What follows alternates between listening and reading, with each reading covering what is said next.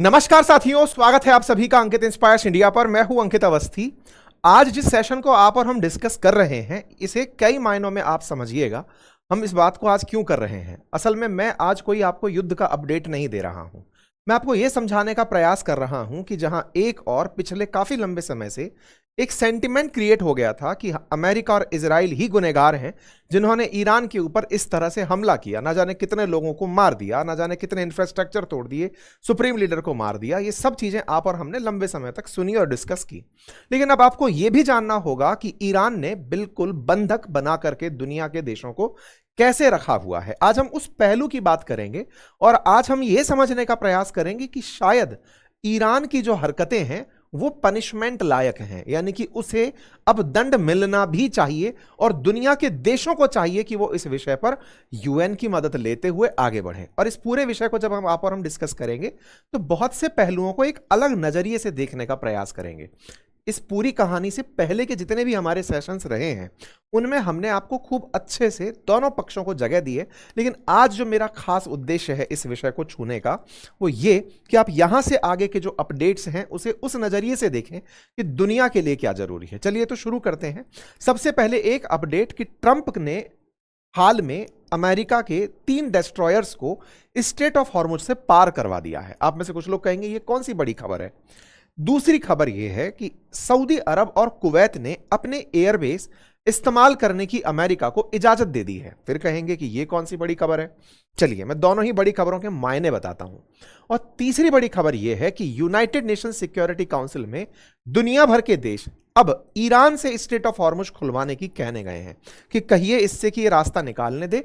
वहां रूस और चाइना अड़ंगा अड़ा रहे हैं, इसको भी समझते हैं। अब तीनों बातों को एक साथ समराइज करेंगे, आगे बढ़ेंगे। सऊदी की परमिशन देना, अमेरिका का डेस्ट्रॉयर जहाज निकाल के ले जाना किस तरह मायने रखता है उसको समझते हैं। साथियों, बीते कुछ दिनों में हमने डिप्लोमेटिक डेस्क नाम से एक इवेंट आयोजित किया। पिछले हफ्ते भी हुआ और इस हफ्ते भी हुआ। जब पिछले हफ्ते हमने डिप्लोमेटिक डेस्क रखा था तब एक जनरल, रिटायर्ड जनरल सेना के हमारे साथ थे। उन्होंने एक बात बहुत अच्छे से उस सेशन में उठाई थी और वो ये था कि जहां आप एक तरफ ये समझ रहे हैं कि अमेरिका के द्वारा ये सारी हरकतें हो रही हैं, असल में स्ट्रेट ऑफ हॉर्मुज को अमेरिकी जहाज पार ही नहीं कर पा रहे हैं। अमेरिकी डेस्ट्रॉयर और जितने भी आप लोग सुनते हैं वॉरशिप कैरियर, जो एयर मतलब जो फाइटर जेट कैरियर्स हैं, एयर वॉरशिप्स हैं, वो स्ट्रेट ऑफ हॉर्मुज को पार करके पर्शियन गल्फ में नहीं जा पा रहे और ना ही पर्शियन गल्फ से निकलकर स्ट्रेट ऑफ हॉर्मुज से ओमान की तरफ आ पा रहे। मतलब ये रास्ता इधर से इधर नहीं जा पा रहे और जो अंदर फंसा हुआ है वो यहां से यहां नहीं आ पा रहे। भले ही अमेरिका ये बोल रहा हो कि मैंने ब्लॉकेड लगा दिया है, लेकिन सही मायने में उसके ब्लॉकेड का कोई भी सेंस नहीं है, क्योंकि यहां से वो निकल ही नहीं पाते। क्यों नहीं निकल पाते? क्योंकि यहां बैठा है ईरान IRGC के साथ छोटी मधुमक्खी जैसी फ्लाइट्स, वो बोट्स लेकर के, और वो गोला फेंकता है। ये हमने पिछला हफ्ता जब डिप्लोमेटिक डेस्क का आयोजन हुआ था, जिसमें हमारे एक पूर्व राजदूत थे और एक जनरल साहब थे, उन्होंने इस बात को रेज किया था। एक पॉइंट तो हमारे सेशन में वो रेज हुआ था। एक और पॉइंट हमारे सेशन में कल जब हमने डिप्लोमेटिक डेस्क आयोजित किया तब रेज हुआ, और वो पॉइंट था कि खाड़ी देश चुप क्यों हैं। हमने इस विषय को बहुत डिटेल में चर्चा किया था। अब आप समझकर देखिए, कल मैंने यहां पर भी एक जनरल साहब थे, रिटायर्ड जनरल साहब, और एक एम्बेसडर हमने साथ बुलाए थे और एक पैनल डिस्कशन हमने इसमें किया। इसमें यह पॉइंट हम लोगों ने डिकोड किया कि खाड़ी देशों के चुप होने का कारण क्या है। साथियों, इन दोनों ही पॉइंट्स का आज जवाब भी आ चुका है। पहला, खाड़ी देशों में GCC देशों के अंदर सऊदी ने और कुवैत ने परमिशन दे दी है कि ठीक है आप हमारे एयरबेसेस यूज कर लीजिए। और दूसरा, अमेरिकी जहाज यहां से पार हो गए हैं। मतलब जिस तरह के हम लोग यहां पर पैनल डिस्कशन कर रहे हैं, उन पैनल डिस्कशंस के रिजल्ट्स भी अब आने लगे हैं। हम आपके सामने उन चर्चाओं को रख पा रहे हैं अपडेट्स के रूप में। एकदम ताजा अपडेट। ये खबर बड़ी क्यों है, अब इस तरफ हम बढ़ते हैं। सिलसिलेवार तरीके से घटनाओं को जोड़ते चलिएगा। देखिए क्या हुआ। अमेरिका और ईरान के बीच में मध्यस्थता कराने का पाकिस्तान प्रयास कर रहा है कि ये लोग एक बार सेटल हो जाएं और स्ट्रेट ऑफ हॉर्मुज खुल जाए। पाकिस्तान के द्वारा दोनों ही देशों को लेकर चला जा रहा है। सबका गुड बुक में चलने का प्रयास पाकिस्तान लंबे समय से कर रहा है। अमेरिका भी इंतजार कर रहा है कि चलो अब खुल जाएगा, अब खुल जाएगा, सब हो जाएगा। इस बीच में स्थिति 4 मई को ऐसी बनी कि पाकिस्तान की प्रयास को अमेरिका ने नजरअंदाज कर दिया कि तुमसे हो नहीं पा रहा। एक काम करते हैं, मैं ही यहां से जहाज निकालता हूं। अब यहां पर एक बात समझने की है, देखिए अमेरिका इंतजार में थे कि भाई अब जाकर के ईरान वाले मानेंगे, स्टेट ऑफ हॉर्मुज से जहाजों को जाने देंगे। बकायदा अमेरिका के विदेश मंत्री ने पब्लिकली यह अनाउंस किया कि हमने एपिक फ्यूरी खत्म कर दिया है, हमारा जो हमले का जो कार्यक्रम था ईरान पर वो हमने हॉल्ट पे डाल दिया है, हमारा सीज फायर अब कंटिन्यू चलेगा, हम हमला नहीं करेंगे। पब्लिकली अनाउंस करने का मतलब था ईरान को यह संदेश देना कि युद्ध रुक गया है भाई, तुम इसको अब छोड़ दो। ऐसे में अमेरिका प्रोजेक्ट फ्रीडम अनाउंस करता है। अब इन सारी तारीखों को मैच करिएगा। ये प्रोजेक्ट फ्रीडम जो पॉज आप सुन रहे हैं ये कैसे शुरू हुआ, मैं आपको वो बताता हूं। 4 तारीख को अमेरिका अनाउंस करता है कि मैं प्रोजेक्ट फ्रीडम शुरू कर रहा हूं। मतलब क्या था, जो खाड़ी के अंदर, जो फारस की खाड़ी वाली साइड यानी सऊदी वाली जो साइड है, उस तरफ जो फंसे हुए जहाज हैं, लगभग 500 से अधिक दुनिया भर के जहाज ऐसे हैं जो ऑयल से लोडेड हैं या खाली हैं, सामान लेकर गए थे, वो उस तरफ फंसे हुए हैं, वो स्ट्रेट ऑफ हॉर्मुज पार नहीं कर पा रहे। ट्रंप ने जब दुनिया के देशों को देखा कि कुछ करना ही नहीं चाह रहे यार ये लोग, तो ट्रंप आए और उन्होंने प्रोजेक्ट फ्रीडम अनाउंस किया कि एक काम करता हूं, मैं यहां से जहाजों को निकलवाता हूं। तरीका यह रहेगा कि मेरा जहाज जो है ना, मेरा डेस्ट्रॉयर, डेस्ट्रॉयर क्या होता है, जैसे है ना आप टैंकर सुनते हैं जमीन पर चलते हुए कि टैंकर होता है जिसमें गोला लगा होता है और वो फेंक फेंक करके दुश्मन के उनको बंकरों को उड़ा रहा होता है, ऐसे पानी में चलने वाला टैंकर समझ लीजिए। थोड़ा बड़ा टैंकर है जो तरह तरह के खुद पर आने वाले हमले भी न्यूट्रलाइज कर देगा, रडार भी लगी है, छोटी गन लगी है, बड़ी गन लगी है, मतलब अपने आप में चलता फिरता एक जंगी जहाज। लेकिन इस पर कोई भी फ्लाइट आकर के नहीं रुकती, मतलब वॉरशिप आकर के डॉक नहीं होता। इसका काम है युद्ध करना, मतलब पूरी तरह से युद्ध करने का ही एक समझिए टैंकर टाइप का बड़ा जहाज है। ठीक है साहब, तो अमेरिका ने कहा कि मैं अपने डेस्ट्रॉयर्स को, विध्वंसक जहाजों को इस खाड़ी के अंदर से स्ट्रेट ऑफ हॉर्मुज पार करते हुए लेकर चलूंगा, आप लोग अपने जहाज मेरे पीछे पीछे चला लेना। यह बात इन्होंने अनाउंस करी प्रोजेक्ट फ्रीडम के नाम पर। इधर की तरफ क्या चल रहा था, नेगोशिएशन राउंड चल रहा था। पिछले 44 घंटे से चर्चाएं चल रही थी, ट्रंप से रहा नहीं गया। ट्रंप की हमेशा हरकत रही है कि जब जब नेगोशिएशन चलते हैं ट्रंप उस समय पर कुछ ऐसा करते हैं ताकि दूसरे देश पर प्रेशर क्रिएट हो।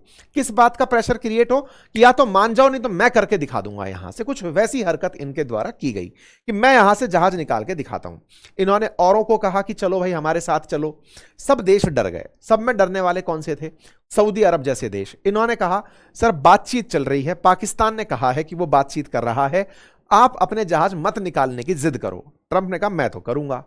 इस बात पर सऊदी अरब और कुवैत ने अपनी तरफ से हाथ खड़े करते हुए कहा अगर करोगे तो हम अपना एयर स्पेस और अपना एयरबेस आपको यूज नहीं करने देंगे। ट्रंप ने कहा ओके लो भाई, मैं प्रोजेक्ट फ्रीडम हॉल्ट पे डालता हूं, पॉज करता हूं। ये जो पॉज करने की खबर है ना, ये मात्र 36 घंटे में आ गई। 4 मई को अनाउंस हुई, 6 मई की सुबह सुबह तो ये खबर बाहर आ गई कि ट्रंप ने प्रोजेक्ट फ्रीडम रोक दिया है। इसको अमेरिका की कमजोरी माना गया, इसको अमेरिका की हार माना गया। ईरानियंस ने इसको सेलिब्रेट किया कि देखा ईरान के डर के मारे सब हट गए। वास्तविकता यह थी कि पाकिस्तान ने इनसे कहा कि आप सर रुकिए, मैं बातचीत के दौर में हूं, बातचीत फाइनल होते ही स्ट्रेट ऑफ हॉर्मुज खुल जाएगा, आप युद्ध करने मत निकलिए। कोई बात नहीं साहब, ट्रंप का एब्रप्ट यू टर्न होता है, 36 घंटे के अंदर हेडलाइन बनती है। लेकिन ट्रंप तो ट्रंप है, उनने एक बार जो तय कर लिया कि मेरे को तो जहाज निकालना है, तुम अपना जहाज भेजो या मत भेजो। इस बीच में प्रोजेक्ट फ्रीडम के तहत जो जहाज साथ जाने थे उस पर अमेरिका ने कोई दिमाग नहीं लगाया, बोले ठीक है मत भेजो। इन्होंने ये कहा कि मैं अपने जहाज तो यहां से अभी भी भेजूंगा। मतलब समझना, मेरा डेस्ट्रॉयर तो निकलेगा लेकिन तुम्हारे जो जहाज अंदर फंसे हुए हैं, पर्शियन खाड़ी की तरफ जो जहाज फंसे हुए हैं, उनको मैं यहां से निकालने की गारंटी नहीं देता। फंसे रहो तुम लोग, फंसना चाहते हो तो मैं अपने जहाज निकालूंगा और निकाल के दिखाऊंगा। ये उनको सबक होगा ईरान वालों को कि जो तुम यहां पर ये जो स्ट्रेटेजिक लोकेशन लेकर बैठे हो, असल में क्या है ना, आपको जो ये रास्ता एकदम पार साफ सुथरा दिखाई देता है, इसमें बहुत सारी लोकेशंस ऐसी हैं, जैसे ये कसम करके जो जगह है, जैसे ये लरक करके जगह है, ये हॉर्मुज करके जगह है, ये बंदर अब्बास करके जगह है। ये वो बहुत छोटे छोटे से आइलैंड्स हैं जिन आइलैंड्स के अंदर आइलैंड्स पर पहाड़ियां हैं, पहाड़ियों के नीचे इन्होंने टनल्स बना रखी हैं, वहां अपने जहाज छोटे छोटे छुपाकर रखते हैं, मिसाइलें लगा रखी हैं, और जब पानी से यहां से होते हुए जहाज यूं निकलकर जाते हैं, उन पर यहां से अज्ञात जगहों से हमले होते हैं। मतलब यहां से, और सबसे बड़ी बात क्या है ना, जब कोई जहाज यहां से निकलेगा तो लेकर कोई वो आयरन स्टील तो लेकर जा नहीं रहा, वो अपने साथ तेल लेकर जा रहा होता है। तेल में तो एक मतलब माचिस की तीली भी बवाल मचा सकती है। यहां से कहीं भी अज्ञात जगह से, मतलब आप समझकर देखिए, ये लोग इतना ज्यादा स्ट्रेटेजिक जगह का ईरान वाले फायदा उठा रहे हैं कि यहां से लेकर के यहां तक ये पूरा पूरा जोन इन्होंने अपने पास कैप्टिव के रूप में रख लिया है कि तुम यहां से निकल के दिखाओ, मैं तुम्हारा शीशा फोड़ूंगा। ये बिल्कुल वैसे है, दो पहाड़ियों पर दो लोग, बहुत सारे लोग खड़े हुए हैं, नीचे से बहुत महंगी महंगी गाड़ियां जाना चाहती हैं लेकिन डरती हैं कि ऊपर से कोई पत्थर मार देगा, पत्थर मार देगा तो मेरा शीशा फूट जाएगा। आप गाड़ी रोककर उनको पकड़ने भागोगे, वो छुप जाएंगे, और छुप जाएंगे घने जंगलों में या किसी टनल में या केव में।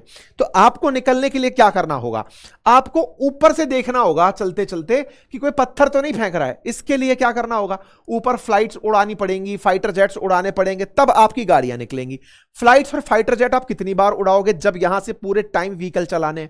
तो ईरान वालों ने अपनी इस जगह का इस्तेमाल पूरी दुनिया को अपना बंधक बनाने में कर लिया है। मतलब पहले ईरानियंस के प्रति एक सिंपैथी का भाव पैदा हो रहा था कि ईरानियंस ने बहुत लॉस झेल लिया, अपने सुप्रीम लीडर को खो दिया, अपने साथ इतना नुकसान उठा लिया। लेकिन अब अगर आप ध्यान से देखें तो ईरान की हरकतें अब इस तरह की हो गई हैं कि अपने हित की पूर्ति के लिए उसने दुनिया को अपने पास बंधक बना लिया। फिल्मों में कई बार आपने ऐसे सीन देखे होंगे जिसमें कई बार जो विलन होता है वो इनोसेंट लोगों को अपने पास बंधक बना के रख लेता है, और इनोसेंट को कि अगर तुमने मुझे मारा तो मैं इन इनोसेंट्स को मार दूंगा। तो किस तरह से आप उसे सही ठहरा सकते हैं जिसने पूरी दुनिया के 20% ट्रेड को कैप्टिव बना लिया है। मतलब कि ईरान की हालत यह है कि मैं इस रास्ते से तो गुजरने नहीं दूंगा, तुम मुझे मारना है तो मार दो। तो भाई हम तेरा समर्थन किस बात पर कर दें, या तुम्हारे प्रति अब सिंपैथी कैसी बची रह जाए दुनिया के अंदर। बोले साहब क्यों नहीं, उनका इतना नुकसान हुआ है, तो तुम्हारी हरकतें ऐसी थी, पूरे time death to America, death to Israel चिल्लाने वाले तुम ही थे, बाकी लोग भी तो थे भाई वहां पे जो अमेरिका की मदद लेकर के या साथ रहकर, दुनिया के साथ रहकर व्यापार करके इतना आगे निकल गए। तुम्हें ही झंडा बुलंद करना था कि नहीं साहब मैं पूरी तरह से अपनी प्रॉक्सी चलाऊंगा, मैं हूती बनाऊंगा, मैं अपने हजबुल्ला खड़ा करूंगा, सब तुम्हें करना था ना। इन सब ने तो नहीं किया, तुमने अपनी प्रॉक्सीज बनाई, कुछ फोर्सेस बनाई, बशीद आर्मी बनाई, सब तुमने बनाई, इनने सब थोड़ी बनाई। जब तुम्हारी हरकतें इस तरह की हैं तो ऐसे समय पर दिक्कत भी तुम्हें ही आ रही है। तुमने हरकतें करी तो तुम्हें पनिशमेंट मिला। तुम न्यूक्लियर बम बनाने की बात करते हो, तुमसे ज्यादा अमीर देश सामने बैठे हैं, कोई नहीं बनाना चाहता। तो तुम्हारे न्यूक्लियर बम से डरे क्यों अमेरिका और इजराइल? कारण है जो तुम्हारे पास कंकर पत्थर जैसे शहीद ड्रोन हैं, तुम उनसे दुनिया के जहाजों को निकलने नहीं दे रहे। अगर तुम्हारे पास न्यूक्लियर बम हुआ तब तो तुम किसी भी देश के ऊपर बम की धमकी देकर के अपनी मर्जी का काम कराओगे। तो भाई जो उनकी थॉट प्रोसेस है ना अमेरिका वालों की, या फिर यूरोप के देशों की, या जीसीसी देशों की, शायद वो भी गलत नहीं है कि तुम्हारे पास जब मुट्ठी भर इतने चिंदी टाइप के वेपन्स हैं कि तुम उन वेपन से अमेरिका तक अपना एक जहाज नहीं फेंक पा रहे, तुम्हारा एक मिसाइल अमेरिका तक नहीं पहुंच पाया जो इतनी दूर से तुम्हें मारने चला आया, तुम्हारे इतने से दिक्कत में तुमने दुनिया के 20% ट्रेड को हिला के रख दिया क्योंकि तुम्हारी लोकेशन ऐसी है कि मैं कंकर फेंक के मार दूंगा। यह हालत ऐसी है जैसे बाब अल मंडल करके जो अपना स्ट्रेट है ना, जो स्वेज कैनाल की तरफ जाता है, वहां पर जिबूती, इथोपिया, ये जो छोटे छोटे से देश हैं, सोमालिया, इन देशों के अंदर समुद्री लुटेरे रहते हैं, और ये जो समुद्री लुटेरे हैं ये जहाजों को लूट लूट करके ले जाते हैं। दुनिया भर के देश उनको एक तरह से कभी गोली मार देते हैं वहीं पर चलते जहाजों पर से कि चलो हटाओ ये आ गए समुद्री लुटेरे, मारो यहां से। अब उन समुद्री लुटेरों को अगर ये पावर मिल जाए कि तुम सबको बंधक बना लो तो दुनिया के लिए टेंशन हो जाएगी। तो कुछ वैसी हरकत ये लोग कर रहे हैं। इस स्थिति को अगर आप समझ पाए हो तो ट्रंप ने क्या कहा कि देखो भाई बहुत दिन हो गए, आप मतलब ये बात जानकर बड़ा आश्चर्य हुआ जब आप और हम इस बात के डिस्कशन में थे, जब डिप्लोमेटिक डेस्क पे हम कुछ सेना के जनरल और राजदूतों से बातचीत कर रहे थे, तब उन्होंने एक बात, बहुत कॉन्क्रीट बात यहां पर रेज करी कि बोले भाई ये जो जगह आप देख रहे हैं, ईरान वालों ने इतना स्ट्रेटेजिकली इस जगह को पकड़ा हुआ है कि अमेरिका के खुद के डेस्ट्रॉयर्स इस रास्ते को पार करके नहीं जा पा रहे। क्यों? क्योंकि ये लोग यहां से गोला चला देंगे। अमेरिका दुनिया की सबसे उन्नत नेवी रखता है, उसे भी एक डर है कि यार कहीं से तो अज्ञात रूप से मिसाइल आ जाएगी, खामखा बेइज्जती हो जाएगी। तो ट्रंप के दिमाग में ना ये हवा खड़ा हो गया था कि यार मैं सुपर पावर बना हुआ हूं हवा में, मैं सुपर पावर हूं नेवी में, लेकिन एक रास्ता पार नहीं कर पा रहा कि मेरे ऊपर मिसाइल आ जाएगी। अब आप समझिएगा इस बात का महत्व क्या है भाई साहब। महत्व यह है कि अमेरिका ने कल रात यानी कि आज अल सुबह 3 बजे दुनिया को यह अनाउंस किया कि मेरे 3 डेस्ट्रॉयर इस रास्ते को पार करके निकल आए हैं। ये जो ट्रंप का जो मैसेज है ना, जो सुबह सुबह आया है आज सुबह 4:16 पे, इसके मायने समझिए। ये छोटे मोटी बात नहीं है अमेरिका के लिए भी, जो अमेरिका इस बात से चिंतित था कि यार कल को मेरे जहाजों पर हमला हो गया तो क्या होगा। बाकायदा अमेरिका के जहाजों पर हमला हुआ और अमेरिका सक्सेसफुली, जैसे आपको याद होगा बीच में उसके पायलट्स जब गिरे थे ईरान के अंदर और वो अपने पायलट्स को जिंदा निकाल करके ले आया था, बिल्कुल वैसा ही कारनामा स्ट्रेट ऑफ हॉर्मुज से इसने अपने जहाज निकाल के किया है। क्यों किया? ये दुनिया को बताने के लिए कि डरो मत, मैं अपने दम पर यहां से जहाज निकाल ले गया। दुनिया भर के देश ऊपर से बैठकर ज्ञान दे रहे हैं, 60 से अधिक देश बैठकर के रोज मीटिंग कर रहे हैं कि साहब अपन को यहां से खुलवाना चाहिए। निकाल क्यों नहीं पा रहे हैं? क्योंकि यहां से ईरान वाले गोला फेंक देंगे। इन्होंने अकेलों ने यह हिम्मत पूरी दुनिया को दिखाई। 3 world class American destroyer just transited very successfully out of Strait of Hormuz under fire. There was no damage done to the 3 destroyers but great damage done to the Iranian attackers. अब इसका मतलब यह क्या हुआ? मतलब यह था कि यह जहाज यहां से निकल रहे थे और जब इन्हें निशाना बनाया जा रहा था तो ये क्रॉस फायर करते चल रहे थे। क्या ईरान ने इन्हें निशाना नहीं बनाया? पूरे टाइम गोलियां चली, पूरे टाइम वेपन उड़े, लेकिन इन डेस्ट्रॉयर्स ने यहीं से रहते रहते पूरे उस बॉर्डर पर अपनी तरफ से मिसाइलें और जो हथियार चलाने थे वो सारे चलाए और उनको उड़ाते चले गए। उनका ड्रोन आ रहा है, मिसाइल आ रही है, जहाज आ रहे हैं, ये सारे के सारों को नेस्तनाबूद करते हुए चले गए। इसी के चलते ईरान ने आज सुबह कहा कि अमेरिका ने सीज फायर का वायलेशन कर दिया है। मतलब तुम वहां से जहाज निकल रहे हैं, उनको निशाना बना रहे हो तो सही, यदि ये सीज फायर, तो ये कैसा सीज फायर है भाई कि जहाज निकलने नहीं दोगे तुम? तुम्हारे बाप का रास्ता है, तुम रोक करके खड़े हो गए कि नहीं साहब यहीं से हम रोकेंगे, किसी और को नहीं निकलने देंगे। तुम भाई पूरे दुनिया को अपना बंधक बना रहे हो। ये दुनिया डरी बैठी है अपने अपने नुकसान से। अक्सर बचपन में कहानी सुना करते थे, बचपन में किसान की कहानी सुना करते थे कि उसके 4 बच्चे थे, उसने सबसे कहा कि जाओ लकड़ियां लेकर आओ, लकड़ियां लेकर आओ, और फिर उसने एक ज्ञान दिया कि इन लकड़ियों को साथ रखो और तोड़ के दिखाओ। कोई नहीं तोड़ पाया, और जब कहा कि लकड़ियों को अलग अलग करके तोड़ो तो वो टूट गई थी और संगठन में शक्ति नाम की एक शक्ति दी गई थी। अमेरिका ने एक भूल करी थी इस बार, जब वो ईरान पर हमला करने गया किसी को साथ लेकर नहीं गया। उसने दुनिया के सामने संगठन की शक्ति कमजोर हो गई है इसे सिद्ध किया, और इसी की कमी को आज ईरान आराम से कैश कर रहा है कि अमेरिका अकेले गया था। अगर अमेरिका कंसेंसस बनाकर जाता, संगठन में जाता, तो शायद ईरान इस तरह से दुनिया के अंदर इस तरह का संकट, ऑयल का संकट, गैस का संकट ये पैदा नहीं करता। पूरा रास्ता खुलता और दुनिया में कानून बना रहता। ये तब होता है जब संस्थाओं का अतिक्रमण होता है। यूएन का अतिक्रमण अमेरिका ने किया, आज उसका खामियाजा भुगतना पड़ा उसे कि उसके साथ कोई देश खड़ा नहीं हुआ।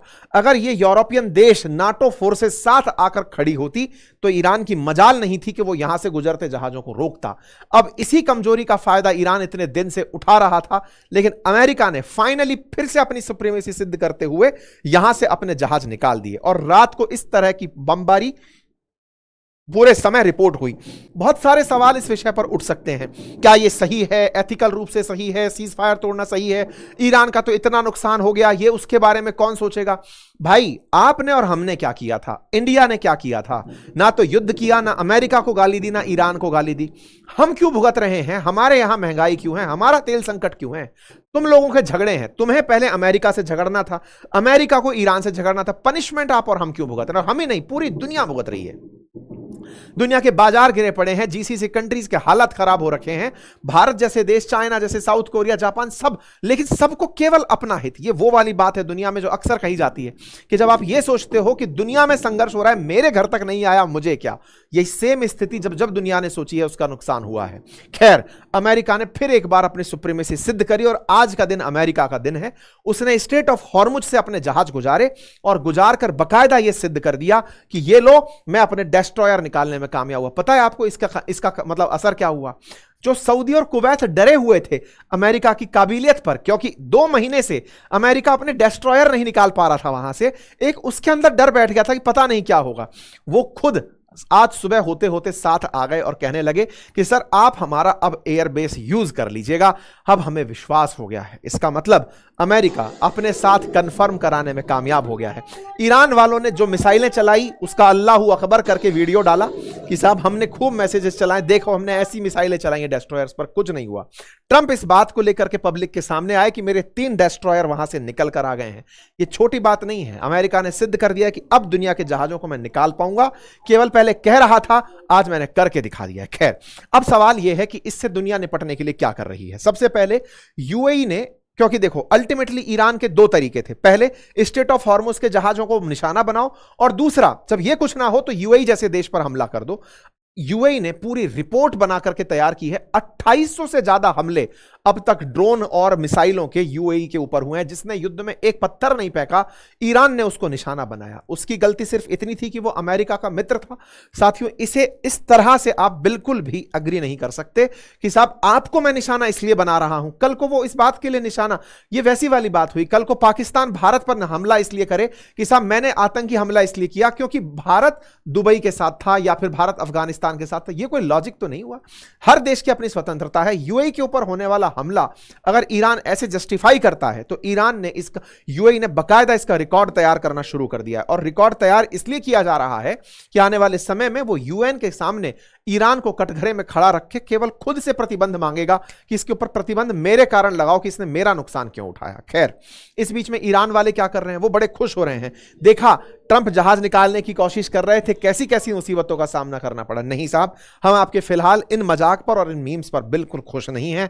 ईरान वालों, आपने जो हरकतें की हैं दुनिया के लिए सही नहीं है।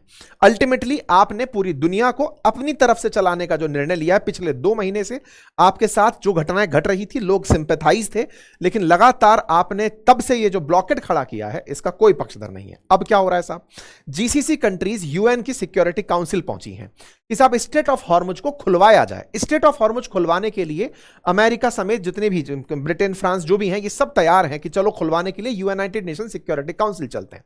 वहां दिक्कत क्या आ रही है, चाइना और रशिया आकर के पहुंच गए। वो ये कहना चाह रहे हैं कि हम वीटो करेंगे इस बात।